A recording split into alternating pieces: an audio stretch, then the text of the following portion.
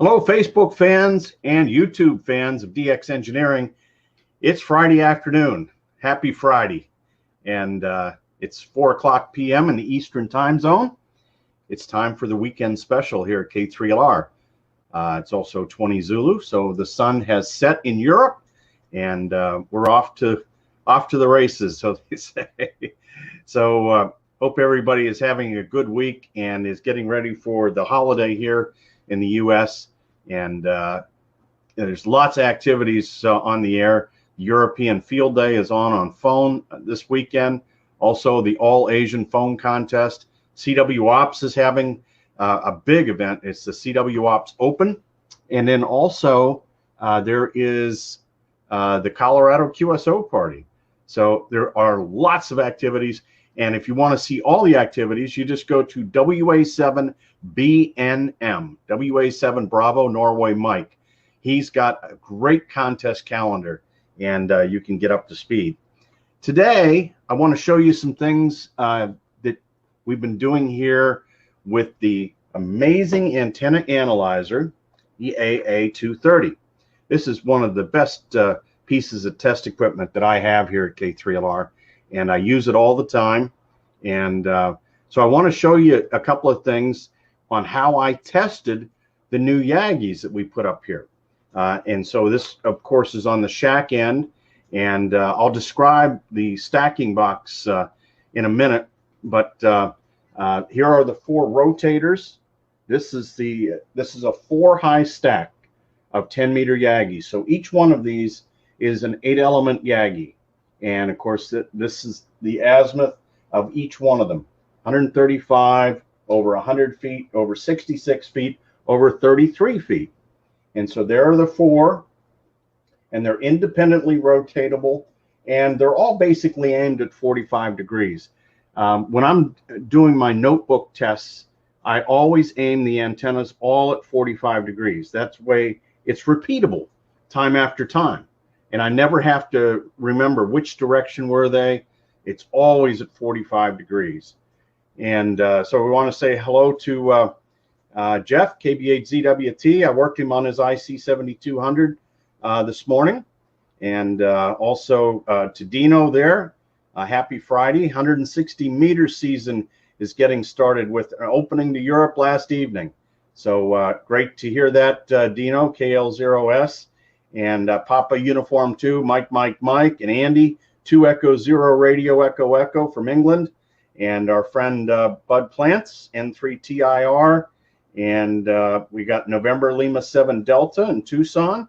And Whiskey 4 November Golf United in South Carolina. And our friend Mike, KE3 Juliet Papa. And Michael, W3MLJ from Pittsburgh. So we're going to take a look. Here's the antenna switch box.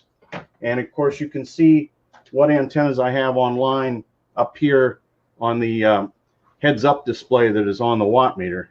Here, let me move that a little bit. You can see right now we're just feeding the 135-foot high antenna. That's the one that's lit up on the switch box. And so let's turn on the analyzer. Okay.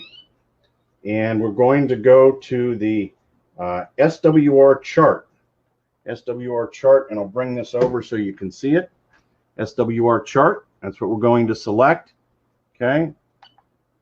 And so what we have here is we've got it so that the we're going to sweep. This is 28,500 is the middle, and we're going to sweep 500 kilohertz on either side. So this will go from 28 to 29.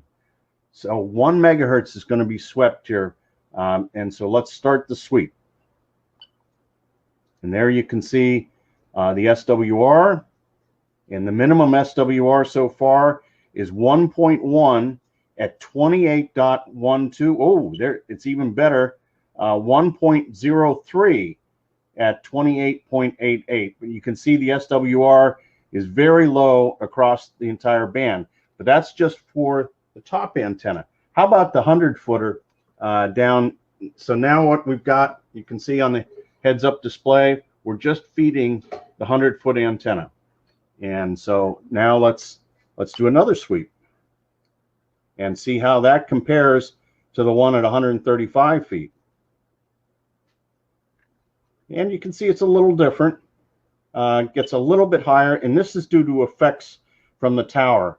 So that's 1.07 to 1 is the minimum at 28,230. How about the 66 footer?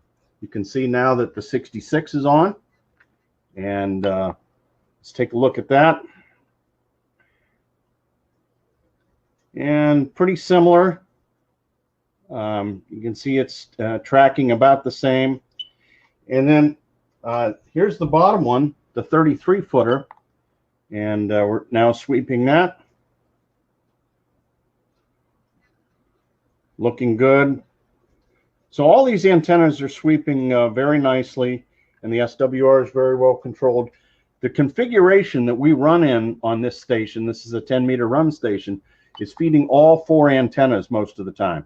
And that's what we're doing now. You see all 4 lights here are lit, and you can see that this is very well behaved, feeding all 4 antennas at once.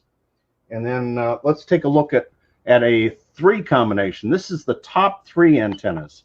So you can see on the heads-up display, the top 3 LEDs are lit, and that's very well behaved. Nice low SWR across.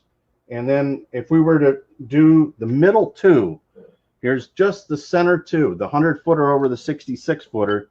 Here's what the SWR looks like. So we have fed 4 different combinations of antennas: single, all 4, 3, and 2. And there are 10 combinations available, but we're not going to take a look at all of them. One of the other things that I like about this is here's another mode that I like. Let's shift this down, exit out of this, and let's go to the SWR meter. That's a really good gut check.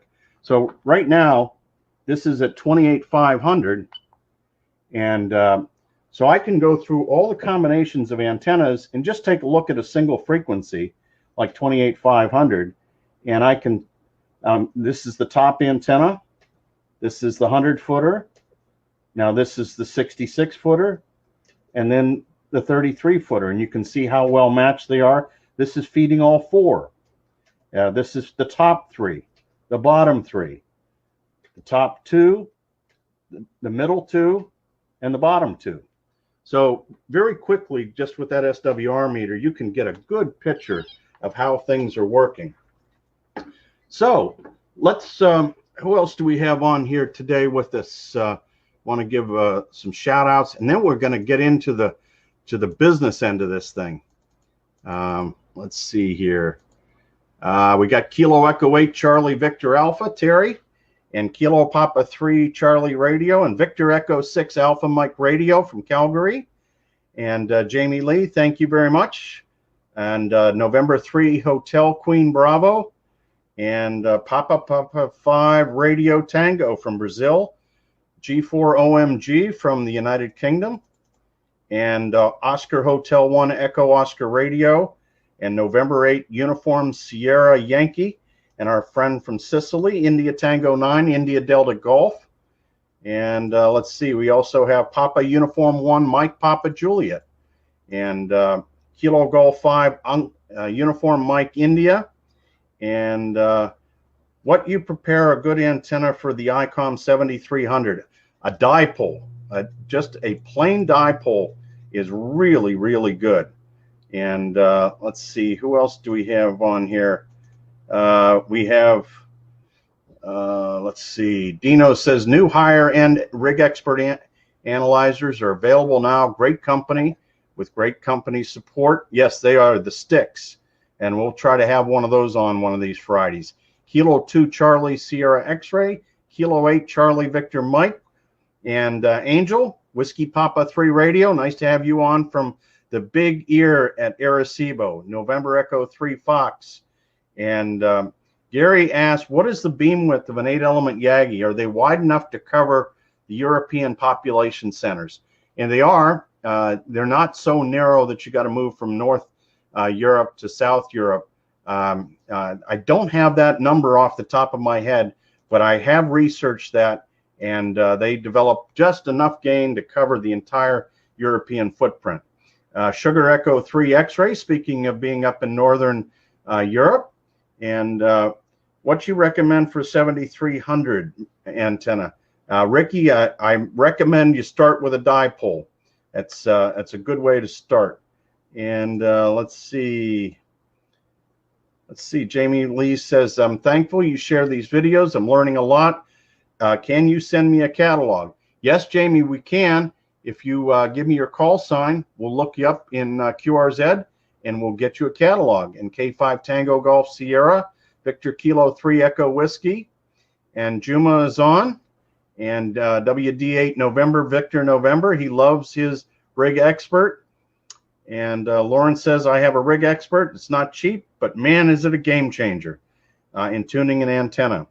And yes, it is a game changer. And Alpha 75 Golf Mike and Philip, Delta Kilo 6 Sierra Papa, and Alpha 4 Hotel Victor, and our friend KB3YRU Eddie from the 75 meter nets. And let's see, we have Gus, November 6th Uniform Queen. And Lauren says, I have an MFJ Cobweb, and it does much better than I expected, but doesn't take up nearly as much room as stringing up a dipole. And yes, that is true. That Cobweb does work. I have used one, and I was surprised how well it works. And Kilo 8 Echo 8 Oscar Zulu Juliet. And Ricky says, what brand of dipole? You take a look at the Alpha Delta dipoles. They're really good. So let's go to the oh, there's our friend WA3 Golf Bravo United. Oh, it's K5TM. Nice to see you, Tom. And also Andy, give me your call sign and we will get you a catalog as well. And Bud says, have you noticed different strengths from individual antennas on a given station? And yes, depending upon where the station is, we noticed sometimes drastic differences in the various heights. So let's go to our first slide here today and start talking about how this stuff all gets matched together. How do you put 4 antennas together and feed them? So when we're feeding one antenna, the antenna combination is just 50 ohms. From the OWA antenna, you get a 50 ohm output. And so when we're feeding one, it's 50 ohms. When we feed 2 antennas, we're putting them in parallel, and it's now 25 ohms. And so we have to match that back to 50 ohms. That's the only way we're going to be able to keep the SWR down. Otherwise, we would have a 2-to-1 VSWR, and we don't want that. We have 3 antennas in parallel, so if we're feeding like the top 3 or the bottom 3, that's 16.67 ohms that somehow we got to match back to 50. And when we feed all 4 antennas and deliver 25% of the power into each antenna, that's 12.5 ohms. So all these present challenges, 2, 3, and 4, for getting it back to 50 ohms so that the amplifier is happy. So let's go to the second slide.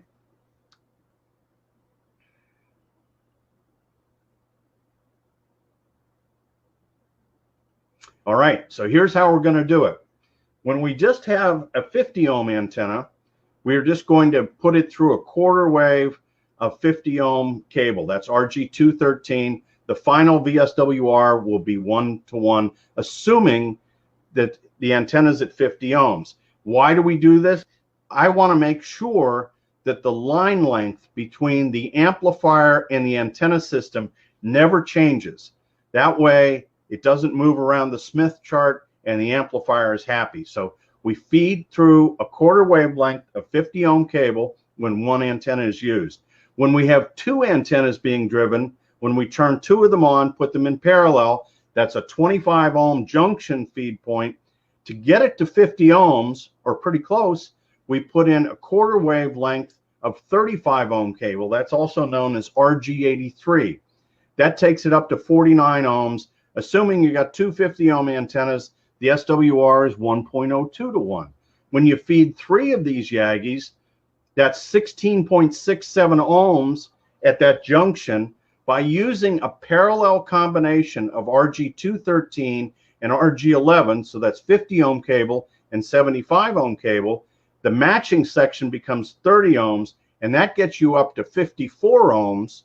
So you're putting these matching sections in series with the junction before it goes into the hard line, and that would give you a 1.08 to 1 VSWR, assuming that all the antennas are 50 ohms. And then finally, when driving 4 antennas, the junction is 12.5 ohms, so you need a 25 ohm section of matching, that's a quarter wavelength, of RG213 in parallel with RG213, and that gets you right back up to 50 ohms and a perfect 1.0 SWR, assuming all 4 impedances are sitting at 50 ohms.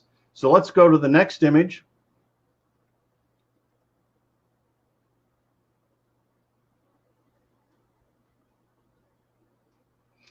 Here's the schematic of the beast. This is the Monostacker 4. Monostacker 4 was designed by myself. Also, K3LR had his design cap on and simplified this. And then also Greg, W8WWV, did this final schematic. And it's beautiful. On the left side, you can see the top antenna, and then there's the 4 ports for the 4 antennas coming in. And when they're not being used, they are actually turned off and shorted to ground. And so, but there's an odd multiple of wavelengths feeding that Yagi. So a short at the monostacker gives you an open up at the feed point. And then in the middle of this is where all the matching sections are done. And there's the 4 pieces of coax, 2 of them 50 ohm, 175 and 135. So with the relays, we can move the right matching section depending upon which antennas are in the circuit. Let's go to the next image.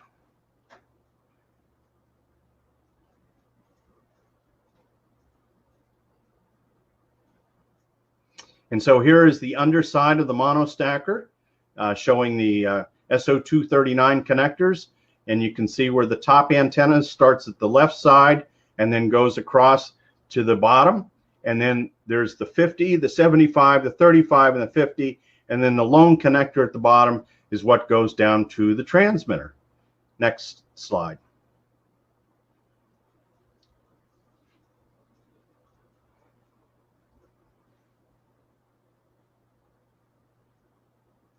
And here is a monostacker mounted on the tower. This happens to be the one for 40 meters.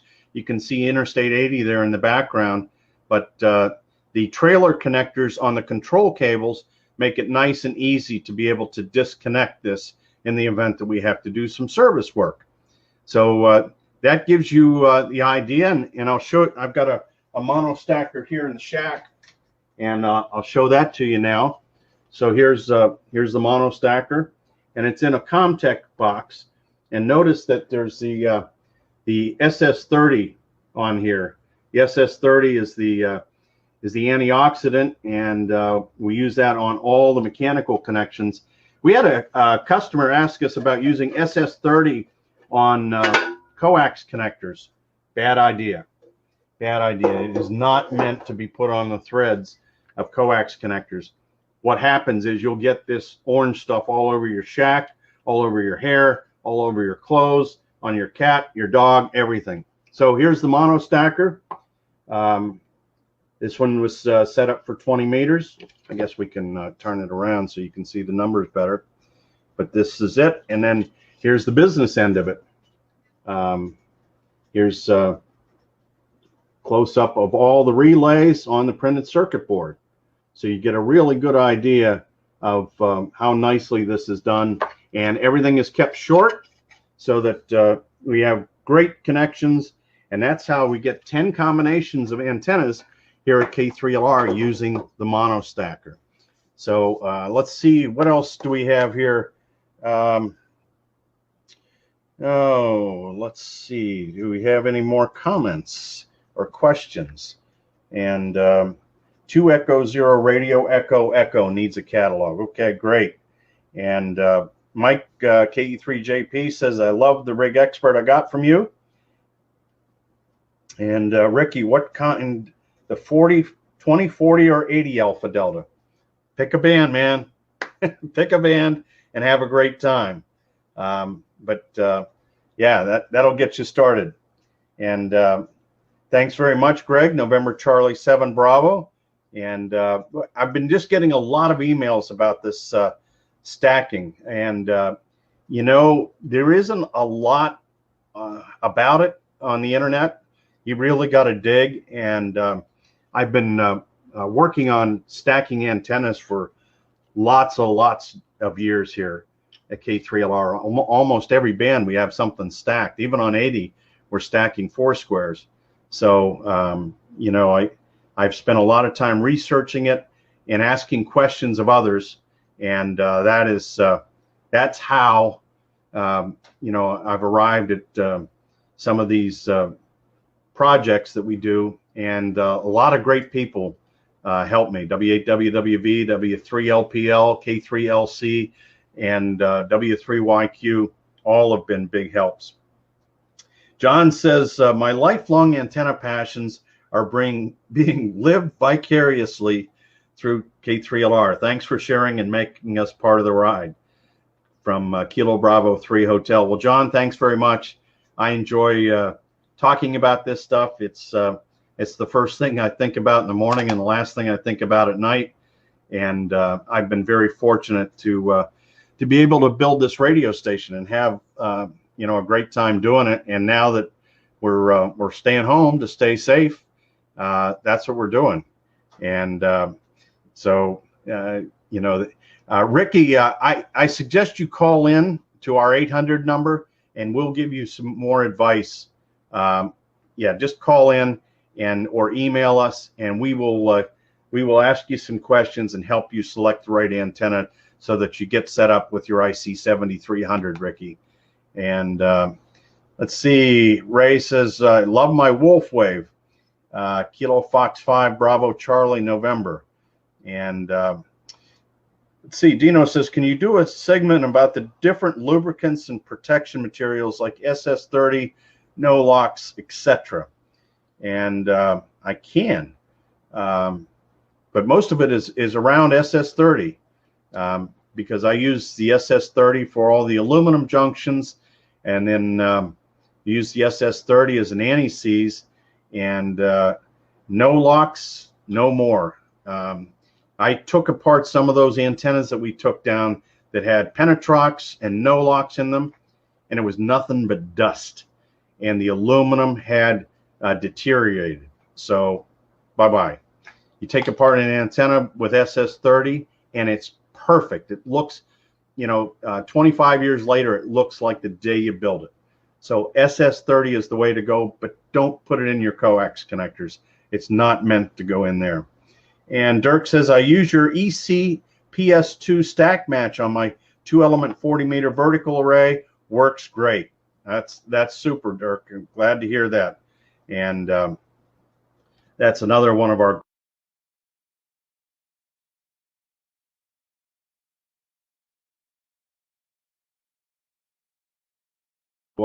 what's a few more minutes having fun stacking antennas. So tune in next week. We'll be on Tuesday with Tuesdays with Tim and Jeff. That's on at 17:15 Zulu. That's 1:15 Eastern Daylight Time in the U.S. And then also on Thursday, we'll have the Manufacturer Showcase, and that's on at 18:30 Zulu. And we'll have BHI on from England. They will be on live with us, and so that'll be a good time. BHI on from England on Thursday, and then we'll be back here for the weekend special next Friday. So until then, I hope to hear you on the air. Get on the air, have some fun, and thanks very much for all your support here at DX Engineering. If you have a question or something that you'd like to know about ham radio, give us a call, send us an email. So 73, and see you on the air.